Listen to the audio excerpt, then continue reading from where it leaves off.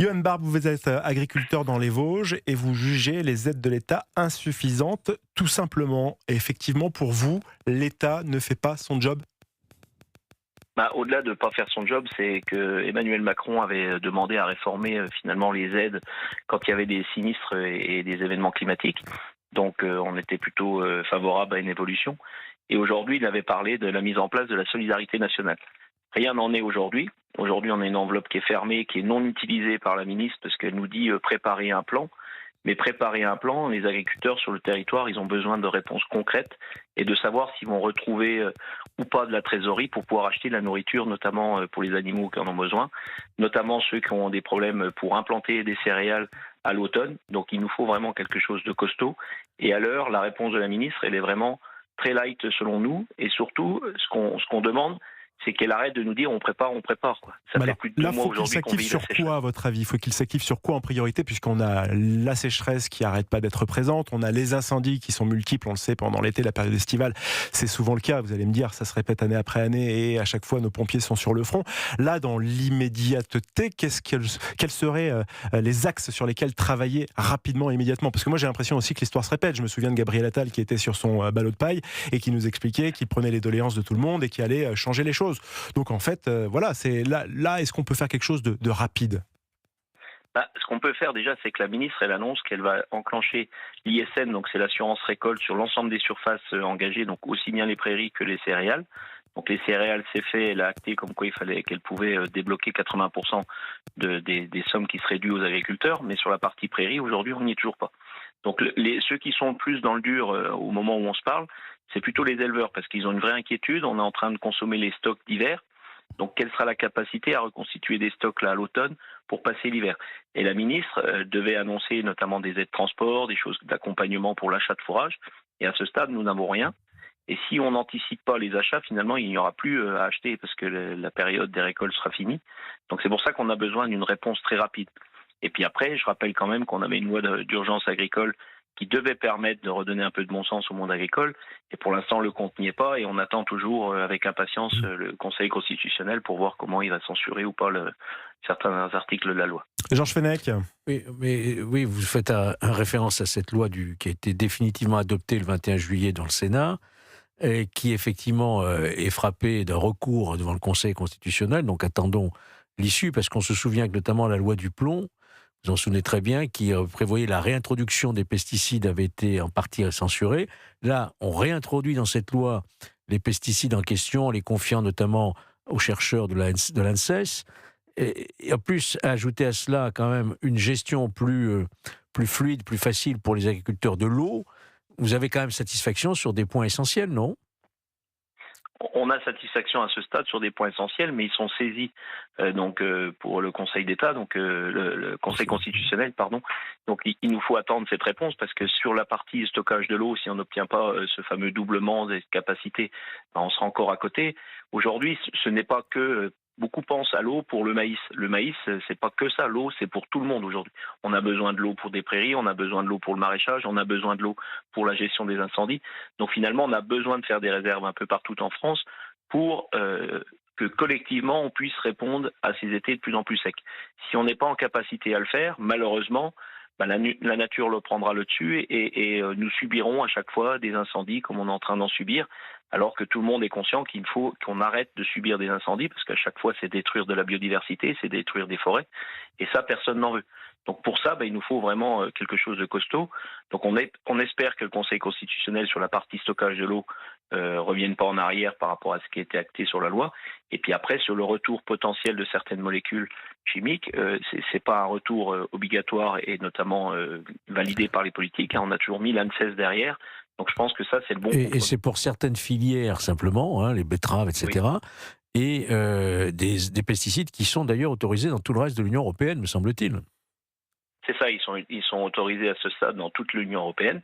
Donc on traîne des boulets, j'ai envie de dire, en France. On a des exploitations plutôt de petite taille où c'est qu'on a voulu des exploitations familiales et on les défend parce qu'on trouve que c'est le bon modèle.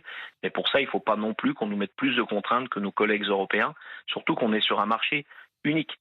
La ministre pourrait aussi, à ce stade, par exemple, saisir ce qu'on appelle les box de négo. Ça veut dire renégocier le plus rapidement possible pour prendre en compte l'augmentation de nos coûts de production à cause de la sécheresse, mais on n'oublie pas non plus le conflit au Moyen-Orient qui a fait flamber toutes les matières premières dont on a besoin pour produire en France, quoi. A priori, il y a un plan qui a été présenté cette semaine, comme quoi il s'engagerait aussi par rapport aux cotisations sociales à les baisser. C'est le genre de mesure qui pourrait être rapidement mise en place, qui pourrait vous convenir? Alors, il faut y faire très attention parce que ça reste des annonces très partielles à ce stade, et c'est des mesures qui peuvent nous convenir. Mais quand on dit que c'est baissé partiellement, c'est certains producteurs, certains agriculteurs qui pourront en bénéficier. Donc c'est souvent ceux qui sont malheureusement déjà dans le dur et qui n'ont plus la trésorerie pour payer. Et nous, ce qu'on voudrait, c'est qu'on accompagne tous les agriculteurs à ce stade qui sont en difficulté à cause du détroit d'Ormuz, du conflit au Moyen-Orient, et à cause de la sécheresse. Comme ça, au moins, on mettrait personne sur le bord de la route. À ce stade, on ne sent pas une ministre avoir, entre guillemets, entre les mains, la capacité à saisir une enveloppe des cotisations sociales à la hauteur de nos attentes. Vincent Roy. Concrètement, qu'est-ce que vous attendez de l'État ? Alors, on lui demande qu'est-ce que vous attendez de l'État si, par exemple, le Conseil constitutionnel valide la loi, qui vous est plutôt favorable? Qu'attendez-vous, malgré tout, de l'État ? Déjà, si la loi elle reste comme elle a été votée, j'ai envie de dire, il va falloir quand même que le gouvernement prenne son courage à deux mains pour sortir tous les décrets et arrêtés qui vont s'en suivre. C'est le premier point. Mettre en œuvre toutes les mesures qui sont dans la loi, c'est le travail du gouvernement. Donc ça sera le premier. Les décrets d'application. Voilà, les décrets d'application. Je rappelle qu'on a bon nombre de lois qui ont été votées par les députés et par les sénateurs français et qui n'ont jamais vu les décrets d'application. Donc à ce stade, nous, on demande à la ministre de faire respecter les choses. Là, elle est satisfaite. On a vu un communiqué de presse cette semaine à dire qu'elle était allée jusqu'au bout, notamment pour avoir les caméras trottoirs sur les agents de l'OFB, l'Office national de la biodiversité. C'est très bien, effectivement, c'était demandé par tous. Mais je veux dire, c'est pas des grosses mesures. Et nous, ce qu'on voudrait, c'est plutôt une ministre qui soit avant-gardière et en avance sur les décrets là, qui pourraient servir l'agriculture rapidement. Et je rappelle aussi qu'on a besoin d'innovation et de recherche. On a toujours été mis en avant là-dessus. L'agriculture, on est peut-être les premiers fervents d'innovation, notamment parce qu'on a toujours su s'adapter. Mais pour ça, il ne faut pas que le gouvernement y freine les choses. Et derrière, on a un vrai problème en France, c'est ce qu'on appelle le principe de précaution, qui aujourd'hui est devenu une entrave au principe d'innovation. Donc ça, on voudrait vraiment faire évoluer les choses. Alors c'est des temps longs, certes, mais on a besoin d'aller vite. Mais on a des variétés, on le sait, nos collègues suisses, par exemple, ont des variétés d'herbes qui résistent mieux à la sécheresse que les variétés françaises. Le seul truc, c'est qu'à ce stade, on ne peut pas les cultiver en France parce qu'elles n'ont pas d'homologation. Vous savez comme moi que le principe de précaution est inscrit dans la Constitution aujourd'hui. Donc c'est compliqué à revenir là-dessus. C'est très compliqué, mais étant rapporteur d'un rapport d'orientation à la FNSEA, on a justement proposé au futur ou à la future présidente de la République de réouvrir la Constitution pour justement supprimer ce principe de précaution pour lui prévaloir le principe d'innovation. On ne dit pas qu'il ne faut pas prendre de la précaution et l'innovation, on en a besoin, mais il faut absolument qu'on arrive à ce que ce principe de précaution ne soit pas le frein ultime et qu'on ne fasse plus rien. C'est le principe d'immobilisme aujourd'hui en France. Je prends souvent un exemple assez simple sur ce principe de précaution. Quand vous arrivez à un feu rouge en ville, par principe de précaution, il ne faut pas passer au vert parce que vous pouvez avoir quelqu'un qui passe au rouge en face. Et donc, dans ce cas-là, plus personne n'avance. Et c'est ce qui se passe aujourd'hui dans la recherche en France. Par principe de précaution, on ne cherche plus. Et on laisse les autres pays, finalement, le faire à notre place. Et donc, on subit. Donc j'aimerais mieux qu'on soit en avance sur la recherche plutôt qu'en retard comme on est aujourd'hui, notamment sur les recherches variétales. Effectivement, le principe de précaution, Johan Barre, porte-parole de la Fédération nationale des syndicats d'exploitants agricoles, ça peut avoir aussi son penchant mauvais. Par exemple, on boit tous de l'eau, mais je rappelle qu'au Moyen-Âge, ça pouvait être un supplice, l'eau. Donc ça dépend aussi de ce qu'on en fait. On ne vous interdit pas pour autant de boire de l'eau, bien évidemment. Mais moi, je suis plus pour un principe de responsabilité, voyez-vous. Vincent Roy. Oui, est-ce que la FNSEA a choisi son candidat pour 2027 ? Alors la FNSEA n'a pas choisi son candidat. Je vous rappelle que lors du congrès de la FNSEA, on aura le grand oral. On ne choisira pas de candidat de toute façon à la FNSEA quoi qu'il arrive. Par contre, ce qu'on fera, on continuera à porter nos convictions et on espère qu'un maximum de candidats reprendront nos convictions et comme ça nos sympathisants pourront choisir pleinement leur candidat. Alors à l'heure actuelle, c'est pas la FNSEA qui choisira. À l'heure actuelle, quels sont quel est le courant ou quel est le personnage politique qui se rapproche le plus de ce que vous préconisez ? Je pense qu'il est encore un peu tôt à ce stade. Le programme politique, on va dire, de l'agriculture est en train d'être constitué par chaque parti politique. Et je pense que chacun, suite à cette crise notamment qu'on est en train de vivre de la sécheresse, est en train de revoir son programme politique agricole. Et donc il est encore trop tôt pour savoir vers quel candidat sera le plus en phase avec les attentes des agriculteurs, plutôt que de la FNSEA, c'est plutôt celle des agriculteurs et des agricultrices qui aujourd'hui font ce métier par passion. Donc nous, ce qu'on voudrait, c'est un candidat qui comprenne que l'agriculture, elle préférait vivre autrement que de subventions, mais pour ça, il faut que, par exemple, les lois Egalim soient pleinement impliquées. Ça veut dire qu'on arrive à intégrer nos coûts de production depuis l'exploitation jusqu'au consommateur. Et à ce stade, on a un observatoire, l'OFPM, l'Observatoire de la formation des prix et des marges, qui prouve que nos industriels transformateurs et la grande distribution ont finalement conforté leurs marges les 2 dernières années. Effectivement, elles avaient renié légèrement sur leurs marges au moment du Covid, mais depuis 2 ans, elles ont conforté leurs marges quand les agriculteurs ont perdu en revenus. Donc ça veut bien dire que ça ne fonctionne pas encore parfaitement. Et pour ça, il nous faut vraiment un gouvernement pleinement engagé pour qu'on puisse y arriver. Et dans cette loi d'orientation agricole aujourd'hui, cette loi d'urgence agricole, on a effectivement la mise en place et la possibilité de mettre en place des tunnels de prix qui pourraient obliger au moins à rémunérer les agriculteurs au coût de production. Johan Barbe, porte-parole de la FNSEA, une question concernant, vous l'évoquiez, la sécheresse. Là, on est à mi-parcours de l'été. Vous, de votre point de vue d'exploitant, je rappelle que vous êtes agriculteur dans les Vosges. Si on étire comme ça le zoom sur toute la France, est-ce qu'on peut faire un point de situation avec vous ? Alors, ce qui est intéressant dans ce point de situation ou dramatique, c'est que tous les agriculteurs et toutes les productions sont impactés à ce stade, même si on pourrait penser que les surfaces récoltées sont moins impactées, mais si, parce que là, on est déjà en train d'amputer finalement la capacité à produire pour l'année prochaine. Donc j'ai envie de dire, tous les agriculteurs, toutes les agricultrices du territoire national sont impactés aujourd'hui, plus ou moins durement, mais globalement, on a des secteurs où on a des orages de grêle très violents, donc finalement ils ont de l'eau, mais ils n'ont plus de récolte parce que c'est arraché par la grêle. On a de la viticulture qui aujourd'hui souffre parce qu'on a des vignes qui ont carrément les feuilles qui ont grillé sur pied à cause des températures élevées. Donc j'ai envie de dire que toute l'agriculture souffre, et une production qu'on pense pas souvent, parce que c'est celle qui passe entre les mailles du filet, c'est la production herbagère. On a énormément d'éleveurs qui profitent d'estives dans les montagnes et qui globalement chaque année ont des arrosages réguliers qui permettent d'avoir une pousse d'herbe régulière. Cette année, il n'y a pas de pousse. Donc ça veut dire qu'on est en train d'affourager dans l'ensemble des parcelles. Et cet affouragement, ça a un coût, et surtout ça consomme les stocks de l'hiver.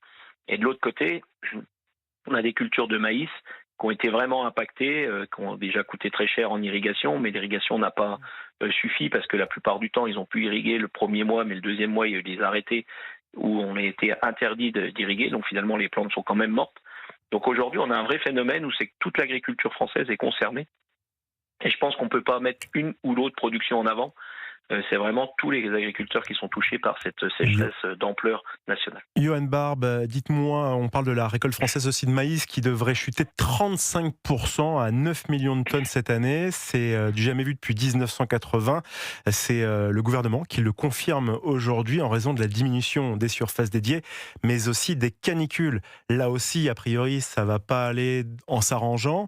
Donc, comment faire ? Est-ce qu'on poursuit le maïs comme on le fait, en faire toujours une culture qui est prédominante chez nous, ou alors on revoit un petit peu notre plan ?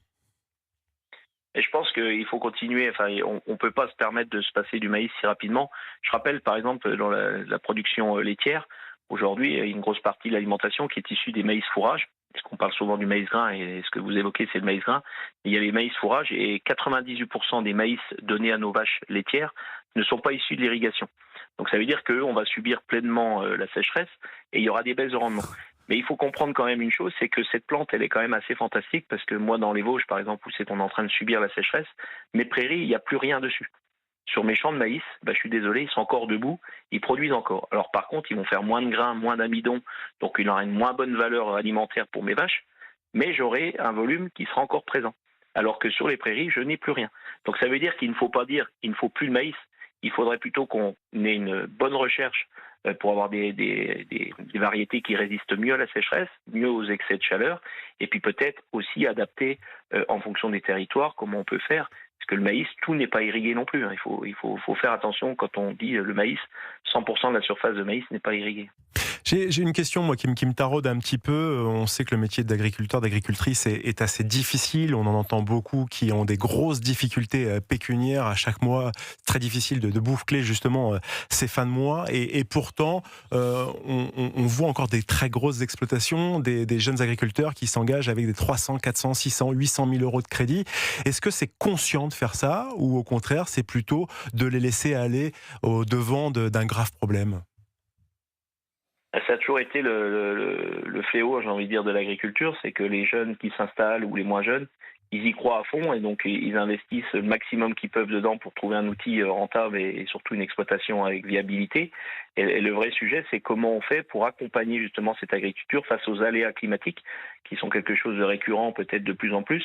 Mais ce qu'on est en train de vivre cette année, je pense que c'est quelque chose qu'on n'avait jamais vécu de mémoire d'agriculteur, parce que même pour ceux qui ont connu l'année 1976, ils le disent tous, c'était effectivement aussi sec mais beaucoup moins chaud. Donc là, en plus du sec, on a la chaleur, on a les deux phénomènes qui sont liés. Ce qu'il faut bien comprendre, c'est que quand vous lancez dans une exploitation, on a besoin de fonds de roulement, d'achat de bâtiments et tout ce qui va avec, les animaux. Et donc forcément, c'est des gros encours pour les jeunes qui s'installent. Le vrai sujet, c'est finalement, on a un niveau de rentabilité qui est très faible, mais derrière, on a un métier passion. Donc la plupart des agriculteurs font le choix de l'investissement avant le choix de la rémunération, et c'est peut-être ça qui est dommage. Tout à l'heure, je vous parlais des marges de nos industriels et de la grande distribution. Oui. En agriculture, on ne parle pas de marge, on essaye d'avoir un revenu. Donc c'est totalement différent, C'est déjà vivre de notre propre métier.